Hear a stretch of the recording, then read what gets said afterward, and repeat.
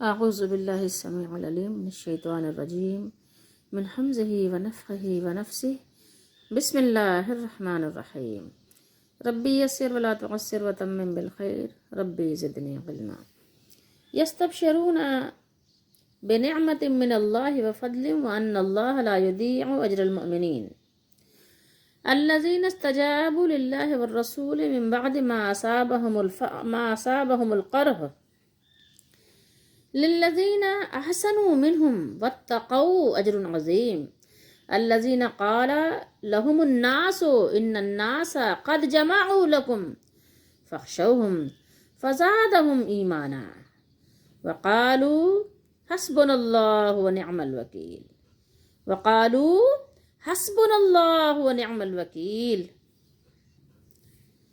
حسبنا اللہ ونعم الوکیل۔ آیت نمبر 171 سے 173 تک یہ 3 آیتیں ہیں اور سورہ آل عمران ہے اور چوتھا سپارہ ہے۔ ترجمہ کنز الایمان کا ہے میرے سامنے۔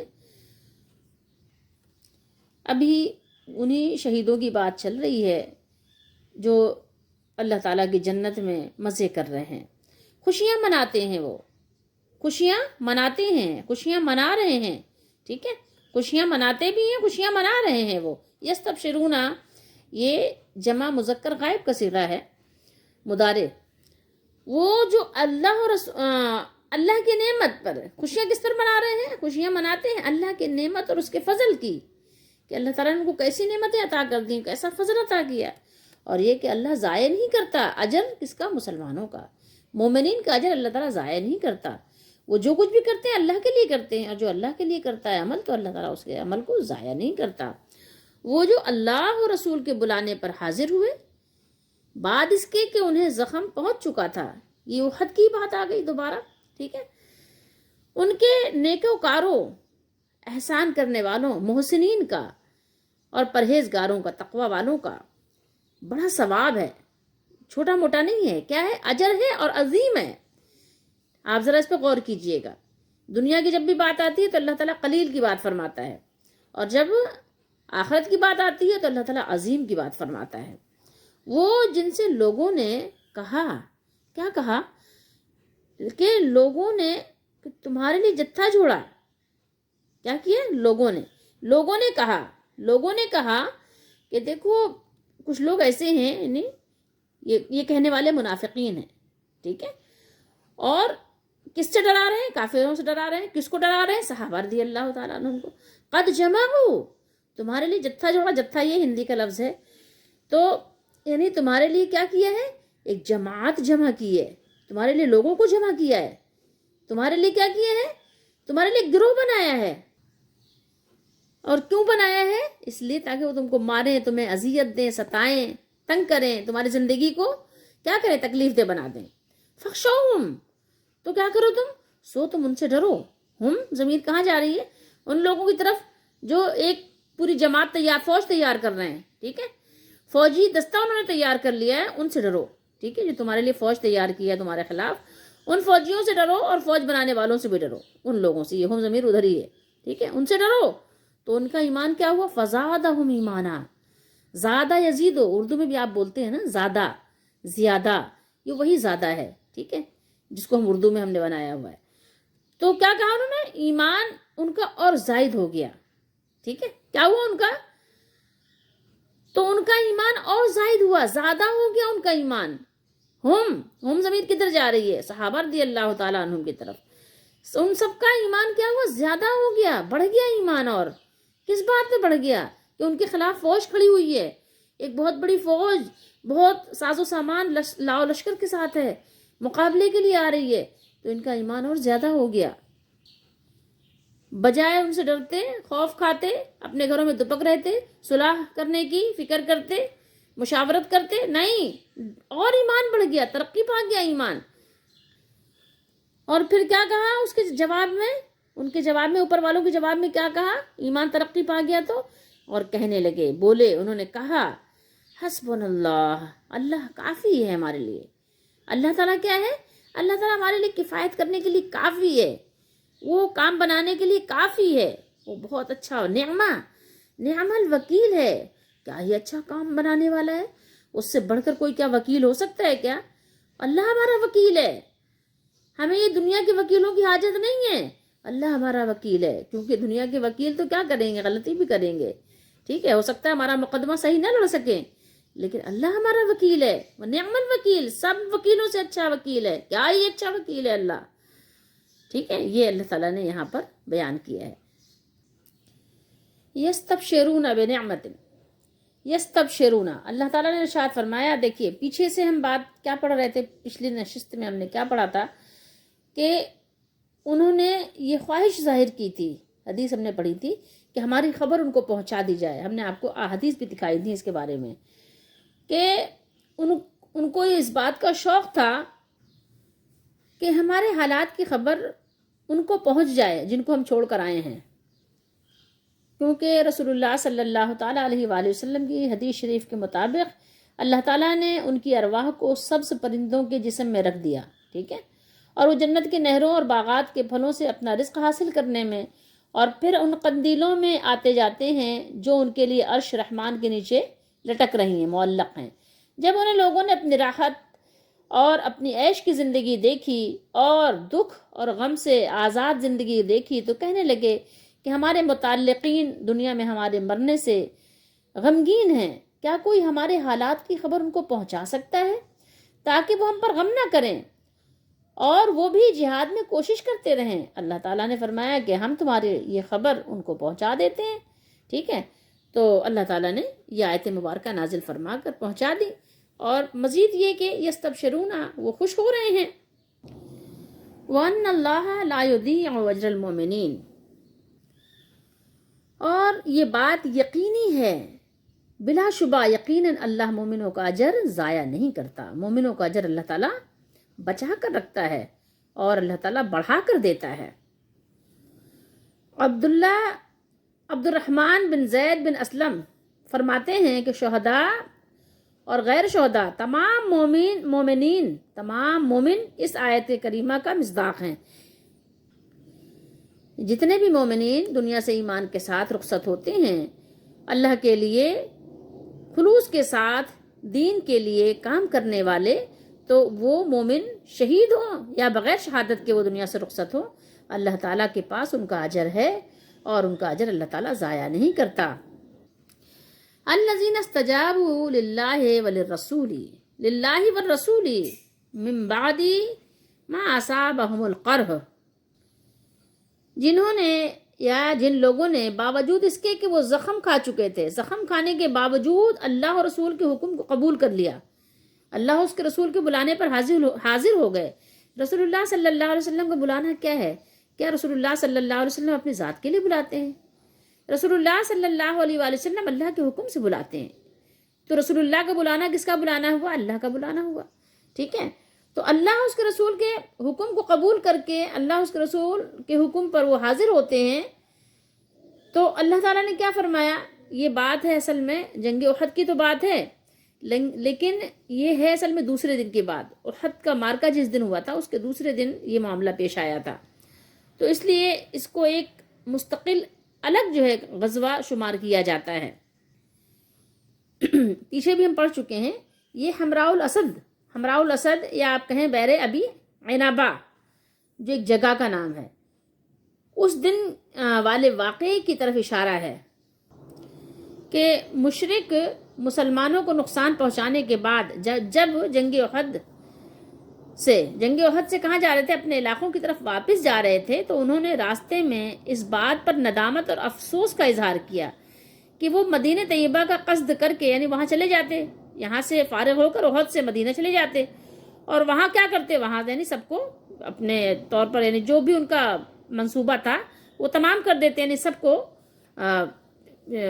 تہوتیق کر دیتے، جو بھی کر دیتے، یعنی سب کو، اور خواتین کو خادمہ بنا لیتے۔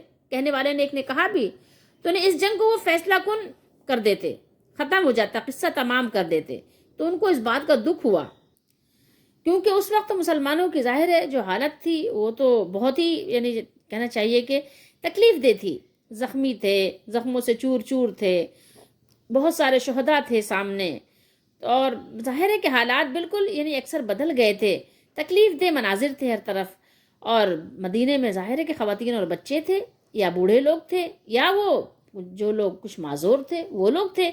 تو ایسے لوگوں پر ظاہر ایسے وقت میں اگر حملہ کر دیا جائے تو وہی ان لوگوں کو خیال آیا. حضرت ابو سفیان رضی اللہ تعالیٰ عنہ اس وقت مسلمان نہیں ہوئے تھے. ان کو خیال آیا کہ مطلب ایک ہی حملہ کر کے سب مسلمانوں کو ختم کر دیتے، اور اس خیال نے کچھ ایسا ان پر اثر کیا کہ وہ پھر مدینہ شریف کی طرف واپس لوٹنے کا یعنی ارادہ کرنے لگ گئے. مگر اللہ تعالیٰ نے ان کے دلوں پر کیا کیا، رعب ڈال دیا، اور وہ سیدھے مکہ مکرمہ لوٹ گئے. لیکن ایک چیز اور بھی ہے کہ اسی راستے میں کچھ لوگ مدینہ شریف کی طرف جا رہے تھے، کچھ مسافر تھے. تو ان لوگوں سے وہ کیا کہہ گئے کہ جا کے مدینے والوں کو بتا دینا اور ہمارا رعب جما دینا کہ ہم پھر لوٹ کر آ رہے ہیں. آپ صلی اللہ تعالیٰ علیہ وآلہ وسلم کو بذریعہ وحی اس بات کی خبر دی گئی، آپ کو معلوم ہو گیا. تو آپ صلی اللہ علیہ وسلم نے ان کے تعاقب میں وہاں پہنچنے کا ارادہ کیا. اور جب رسول اللہ صلی اللہ علیہ وسلم کو اس خبر کا علم ہوا تو آپ صلی اللہ علیہ وسلم نے مسلمانوں کو ان کا تعاقب کرنے کے لیے حکم دیا. آپ نے بلایا مسلمانوں کو، صحابہ کرام. مسلمانوں سے مراد ظاہر ہے جب ہم صحابہ کرام کے زمانے کی بات کرتے ہیں تو صحابہ کرام ہی مراد ہوتے ہیں. تو صحابہ کرام رضی اللہ تعالیٰ عنہم جو ہے فوراً حاضر ہو گئے. اللہ کے نبی صلی اللہ علیہ وآلہ وسلم نے فرمایا کہ تیاری کرو، چلتے ہیں، تاکہ ان کو جو ہے ان پر رعب ڈالا جا سکے، ان پر اپنا رعب کے ساتھ مرعوب کیا جا سکے، اور یہ بتایا جا سکے کہ مسلمانوں میں ابھی قوت اور دم خم موجود ہے، دم باقی ہے. ایسا نہیں ہے کہ مسلمان بہت کمزور ہو گئے، ضعیف ہو گئے اور مسلمان بالکل یعنی کم ہمت ہو گئے، ایسا کچھ نہیں ہے. اور اس موقع پر آپ صلی اللہ علیہ وسلم نے صرف انہی مسلمانوں کو تعاقب کی اجازت دی جنہوں نے غزوہ احد میں شرکت کی تھی. ہاں البتہ حضرت جابر بن عبداللہ رضی اللہ تعالیٰ عنہ کی جو مثال ہے ان کو اس سے استثناء حاصل تھی.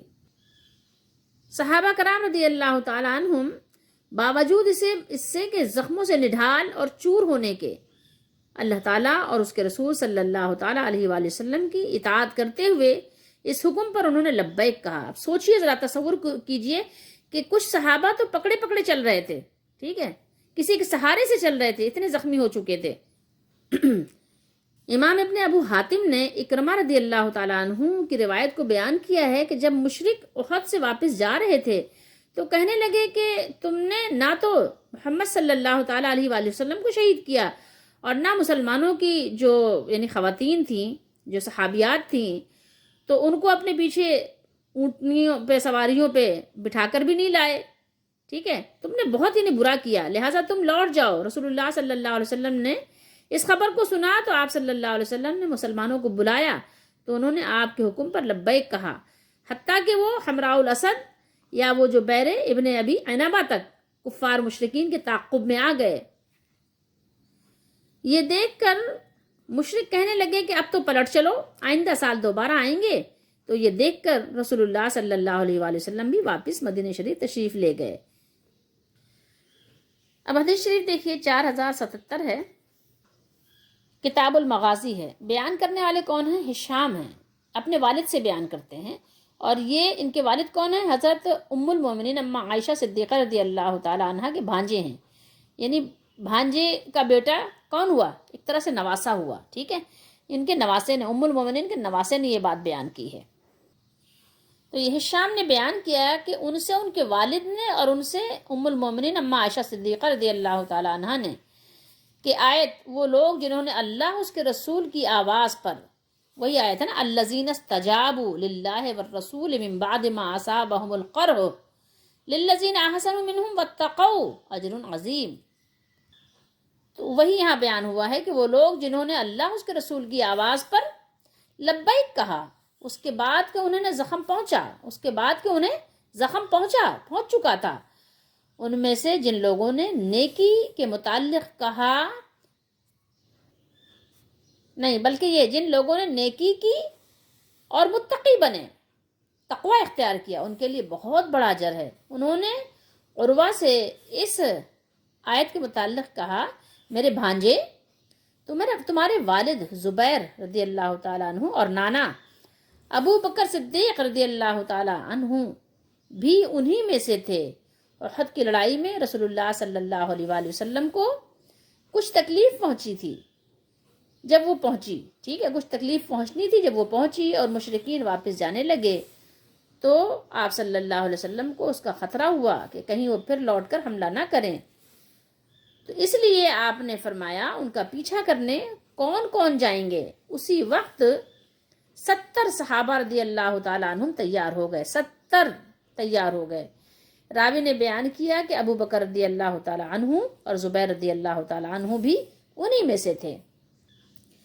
الذین قال لهم الناس ان الناس قد جمعوا لكم فاخشوهم فزادهم ایمانا، جب ان سے لوگوں نے آ کر بیان کیا کہ کفار نے تمہارے مقابلے کے لیے لشکر جرار جمع کیا ہے، لشکر جرار بڑی فوج تیار کی ہے، سو ان سے ڈرو، تو ان کا کیا ہوا؟ تو ان کا ایمان اور زیادہ ہو گیا۔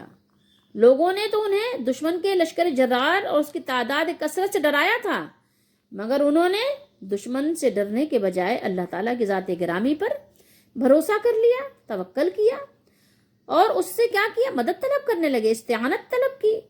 کسی قبر والے کو نہیں پکارا، کسی کو نہیں پکارا، کس کو پکارا؟ اللہ کو پکارا، اور کیا کہا؟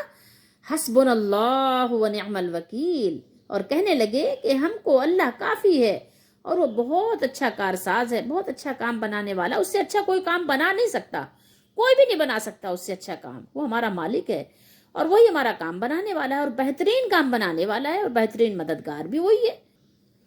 امام بخاری نے اسی آیت کے ضمن میں 4563 پہ بیان کیا ہے حضرت عبداللہ بن عباس رضی اللہ تعالیٰ عنہ کی روایت سے کہ حسبنا اللہ ونعم الوکیل کا کلمہ حضرت ابراہیم علیہ السلام نے اس وقت کہا تھا جب انہیں آگ میں ڈالا گیا، اور حضرت محمد صلی اللہ علیہ وسلم نے اس وقت کہا جب لوگوں نے کہا کہ کفار نے آپ کے مقابلے کے لیے ایک بڑا لشکر تیار کیا ہے تو ان سے ڈرو، مگر اس سے آپ صلی اللہ علیہ وسلم کے ایمان میں اور بھی اضافہ ہو گیا اور صحابہ کرام رضی اللہ تعالیٰ عنہ کے ایمان میں اور بھی اضافہ ہو گیا، اور آپ نے فرمایا کہ ہمیں اللہ کافی ہے اور وہ بہت اچھا کارساز ہے، بہت اچھا وکیل ہے، بہت ہی خوب کام بنانے والا ہے۔ اس واقعے کے بیان میں مذکورہ 3 آیتوں میں، یعنی اس واقعے کا بیان مذکورہ 3 آیتوں میں فرمایا گیا ہے۔ پہلی آیت میں ارشاد ہے کہ غزوہ احد میں زخم خوردہ ہونے اور مشقتیں برداشت کرنے کے باوجود جب ان کو دوسرے جہاد کی طرف اللہ تعالیٰ اور اس کے رسول صلی اللہ علیہ وسلم نے بلایا تو وہ اس کے لیے بھی تیار ہو گئے، حاضر ہو گئے، دیر نہیں لگائی، ٹھیک ہے۔ کیا تھا؟ دیکھیے، یہ قرہن جو ہے نا، القرہ اس لیے ہے کہ الف لام ہے، یہ قرہن کس طرح سے ہے؟ اس کا یعنی یہ جیسے جرحن ہوتا ہے نا، جراح کہتے ہیں نا سرجن کو جو آپریشن کرتا ہے، تو اور جرحن زخم، یہ اسی کے ہم معنی ہے، ٹھیک ہے، مترادف ہوتے ہیں نا، ردیف بہت سے الفاظ۔ تو قرحن یعنی القرح، ان کو زخم نہیں ہوا تھا بلکہ گہرے گہرے زخم لگے تھے، ایسے وہ ان کو نا سوئیوں کے زخم نہیں لگے تھے، انجیکشن نہیں لگے تھے، ان کو تیر اور بھالے لگے تھے جو اندر جا کے گھسے بھی تھے، ان کو خود لگا تھا جو اندر جا کر گھس گیا تھا جسموں میں، ٹھیک ہے، ان کو گن کی گولیاں نہیں لگی تھیں، ان کو تیر اور بھالے ان کے دلوں اس میں گھسے تھے، ان کے جسموں میں ان کو گہرے گہرے زخم لگے تھے، ہلکے پھلکے نہیں لگے تھے، تو یہ وہ ہے القرح، ٹھیک ہے۔ تو یہاں پر اللہ تعالیٰ نے کیا بیان کیا، ذرا وہ قابل غور ہے ہمارے اور آپ کے لیے۔ یہاں پر اس مقام پر ایک چیز ہے جو قابل غور ہے، وہ یہ کہ یہاں جن مسلمانوں کی صحابہ کرام کی تعریف بیان کی جا رہی ہے ان کی یہاں 2 صفات اللہ تعالیٰ نے بیان کی ہیں، 2 وصف بیان کیے گئے ہیں۔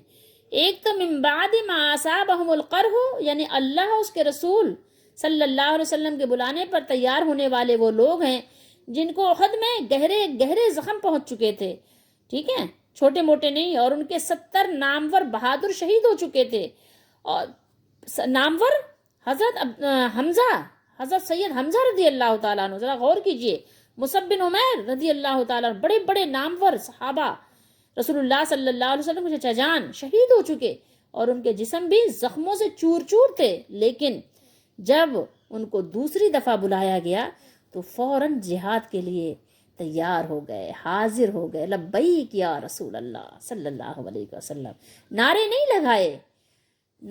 لگائے، جسم لے کر پیش ہو گئے، حاضر ہو گئے۔ یہ جسم حاضر ہیں، یہ اللہ کا دیا ہوا ہے نا، اللہ کا حکم ہے، حاضر ہے، اور دوسرا وصف کیا بیان ہوا ہے؟ للذین احسنوا منہم واتقوا. کیا بیان کیا؟ بیان کیا گیا ہے کہ یہ لوگ عملی جد و جہد اور جانثاری کے عظیم کارناموں کے ساتھ یہ حضرات احسان و تقوی کی صفات کمال سے بھی آراستہ تھے، اور یہ مجموعہ ہی ان کے اجر عظیم کا سبب ہے. ان کے پاس کیا ہے؟ پورا پیکج ہے، پورا پیکج لے کر آئے ہیں، ایسے نہیں آ گئے. لفظ منہم کا جو من ہے، یہ من کیا ہے؟ یہ من بیانیہ ہے، یہ تبعید کے لیے نہیں ہے، کیونکہ یہ سارے ہی لوگ کیا تھے؟ یہ سب احسان و تقوی کی صفات سے آراستہ تھے، اور ان سب کے لیے اجر عظیم ہے. اب ایک چیز یہاں غور کیجئے گا، ٹھیک ہے؟ غور کرنے کی ضرورت ہے، وہ بہت قابل غور ہے. کسی کام کے لیے صرف جد و جہد اور جانثاری کافی نہیں ہے، جیسے کہ بہت سی قومیں کرتی ہیں اپنی قوموں کے لیے، جب تک اخلاص نہ ہو. ٹھیک ہے؟ البتہ اس خاص عنوان سے ایک اہم فائدہ یہ حاصل ہوا کہ کوئی کام کتنا ہی نیک ہو، کتنا ہی عظیم ہو، اور اس کے لیے کوئی شخص کتنی ہی قربانی دے، جانثاری کرے، جانثاری دکھائے، اللہ کے نزدیک وہ باعث اجر اسی وقت شمار ہوگی جب کہ اس کے ساتھ احسان اور تقوی بھی ہو. دیکھیے کیا فرمایا، احسنوا واتقوا. ٹھیک ہے؟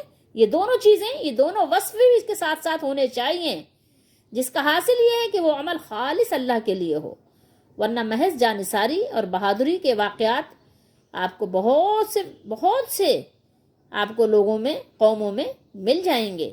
ٹھیک ہے؟ لیکن ہمارا اور آپ کا عمل کیسا ہونا چاہیے؟ وہ خالصتاً خلوص کے ساتھ اللہ کے لیے تقوی کے باعث ہونا چاہیے. احسنوا یہ جمع کا صیغہ ہے. یہ کس کو کہتے ہیں؟ حدیث جبریل پڑھی ہے؟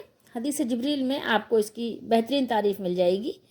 جب جبریل علیہ السلام نے سوال کیا تھا رسول اللہ صلی اللہ علیہ وآلہ وسلم سے صحابہ کرام کو دین سکھانے کے لیے، تو سوال کیا تھا کہ یا رسول اللہ صلی اللہ علیہ وسلم احسان کیا ہے؟ ٹھیک ہے؟ تو آپ صلی اللہ علیہ وسلم نے کیا جواب دیا تھا؟ ان تعبد اللہ کأنک تراہ فإن لم تکن تراہ فإنہ یراک. فرمایا کہ تم اپنے رب کی، اللہ کی عبادت اس طرح کرو کہ گویا تم اللہ کو دیکھ رہے ہو. ٹھیک ہے؟ تم جیسے کہ اللہ کو دیکھ رہے ہو، اس کو اپنے سامنے حاضر پاؤ، اور اس طرح اللہ کی عبادت کرو. لیکن ظاہر ہے کہ یہ صفت ہر ایک کے اندر نہیں پیدا ہو سکتی.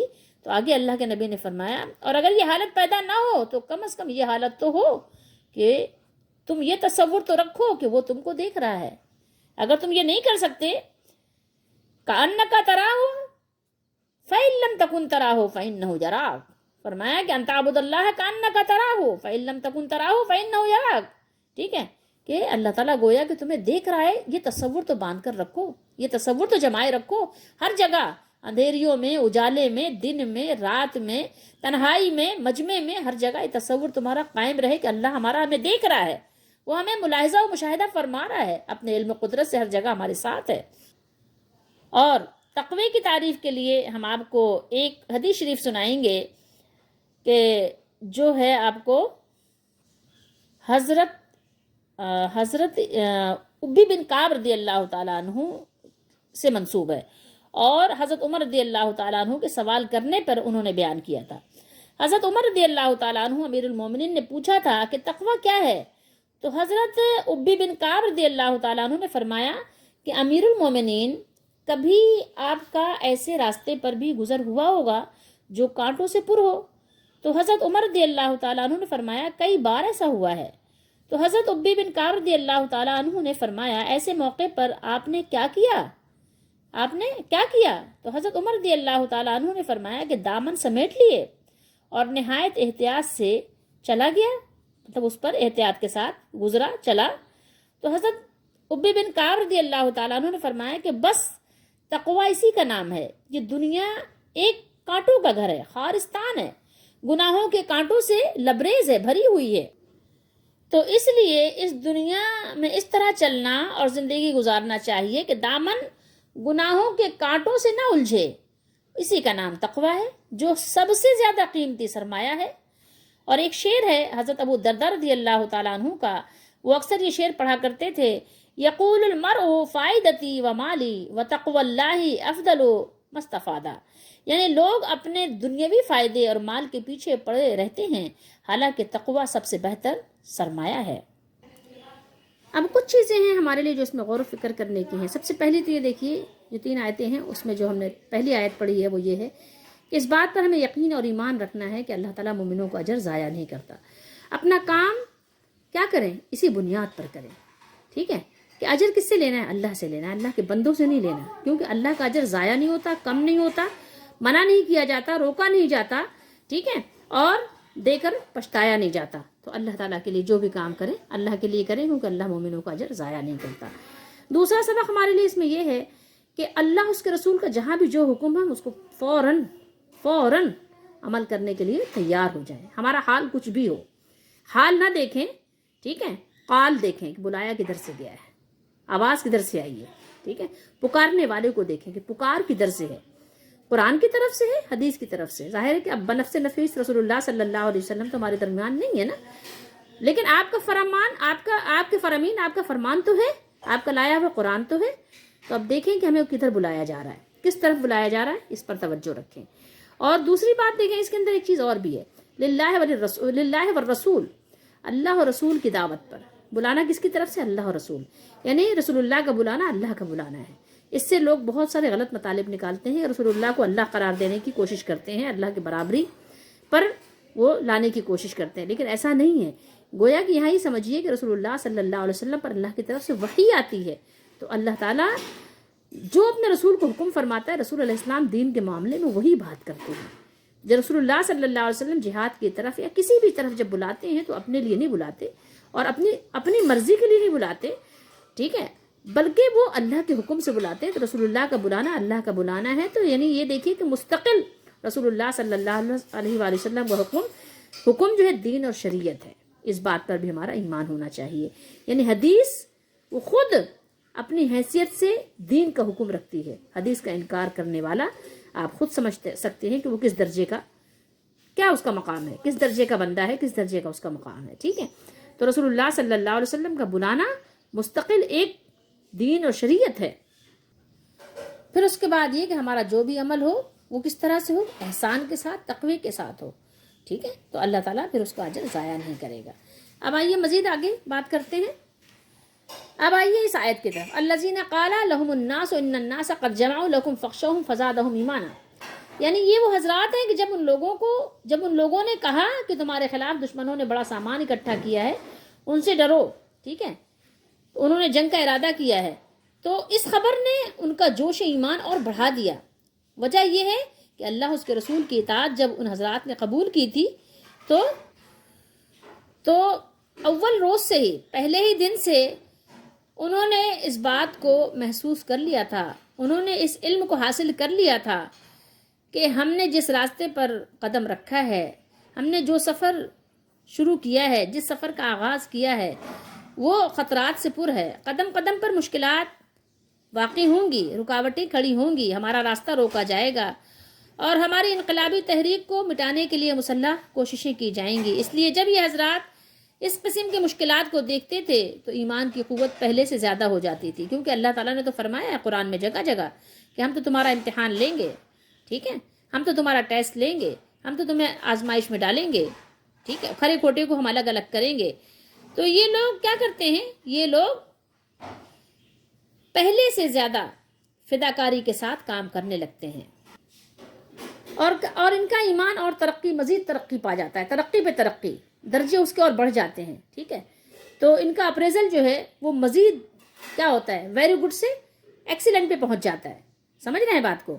فزادہم ایمانا، ان کا ایمان ترقی پاتا ہے۔ اب آپ یہاں اس آیت سے یہ اندازہ لگا لیجئے کہ ایمان زیادہ ہوتا ہے، ایمان بڑھتا ہے، ایمان بڑھتا بھی ہے، ایمان گھٹتا بھی ہے، حدیث پاک کا مفہوم ہے۔ صحابہ کرام تجدید ایمان کی بات کریں، ایمان نیا کر لیں، تازہ کر لیں، کیا مطلب؟ ایمان کو تازہ کر لیں، ظاہر چیزیں پرانی بھی ہو جاتی ہیں، کپڑے پرانے ہو جاتے ہیں، نقش و نگار مٹ جاتے ہیں، گھر میں آپ گھر کو ایسے ہی چھوڑ دیں تو ڈسٹ سے بھر جاتا ہے گھر، بستر ایسے ہی چھوڑ دیں تو کیا حشر ہوتا ہے، کھانا ایسے ہی چھوڑ دیں تو سڑ جاتا ہے۔ تو ایسے ہی ایمان بھی ہے کہ اگر آپ نے ایمان کو ایسے ہی چھوڑ دیا تو ایویں ہی چھوڑ دیا آپ نے، ٹھیک ہے۔ ایمان کو ترقی دینے کے لیے، ایمان کو اپنے کیا کریں، حفاظت کرنے کے لیے اس کی جو ہے دیکھ بھال بھی تو کرنی ہے، اس کو مانیٹر بھی تو کرنا ہے ایمان کو، اس کی پیمائش بھی تو کرنی ہے ایمان کتنا ہے. جو لوگ کہتے ہیں ایمان نہ کم ہوتا ہے نہ زیادہ ہوتا ہے، وہ قرآن مجید کی آیات کو دیکھ کر ذرا غور کریں کہ وہ کیا کہتے ہیں اور کیوں کہتے ہیں. ایمان بڑھتا بھی ہے، ایمان گھٹتا بھی ہے. حدیث شریف کی روشنی میں ایمان گھٹتا بھی ہے. اب وہ ظاہر ہے موقع نہیں کہ میں آپ کو اتنی ساری احادیث سناؤں بھی، لیکن یہ ہے کہ ایمان بڑھتا بھی ہے اور ایمان گھٹتا بھی ہے. قرآن مجید کی صرف یہی آیت نہیں، بے شمار آیات ہیں جس میں ایمان کے بڑھنے اور گھٹنے کا ذکر ہے. صحابہ کرام کا ایمان مشرکین کے چیلنج کرنے سے کیا ہوا؟ بڑھ گیا، اس کو اور ترقی ہو گئی. کبھی انشاءاللہ ایمان بڑھنے اور گھٹنے کے متعلق جو قرآن کی آیات ہیں، جو احادیث مبارکہ ہیں، ہم آپ کی خدمت میں پیش کریں گے. لیکن اس پر ایمان رکھیے کہ ایمان جو ہے بڑھتا ہے. یہ قرآن کی مستقل آیت ہے، اور ایک نہیں بے شمار آیات ہیں. اور بخاری شریف میں بھی، کتاب الایمان میں بھی امام بخاری نے غالباً 12 آیتیں پیش کی ہیں کہ ایمان بڑھتا ہے. وہ 12 آیتیں انہوں نے شروع میں تفصیل بیان کی ہے. تو ہمیں قرآن مجید کی ہر آیت پر ایمان لانا ہے، نہ یہاں پہ تعویل کرنی ہے، ضرورت نہیں ہے، اور اس کی تحریف بھی نہیں کرنی تعویل کی آڑ میں. وقالوا حسبنا اللہ ونعم الوکیل. اب یہاں یہ بات بھی خصوصیت سے قابل غور ہے کہ رسول کریم صلی اللہ تعالیٰ علیہ وآلہ وسلم اور آپ کے صحابہ کرام رضوان اللہ تعالیٰ علیہ مجمعین سے زیادہ تو دنیا میں کسی کا توکل، کسی کا اعتماد اللہ تعالیٰ پر نہیں ہو سکتا. اس سے بڑھ کر تو کسی کا توکل نہیں ہوگا نا. لیکن آپ صلی اللہ علیہ وسلم کی صورت توکل کیا تھی؟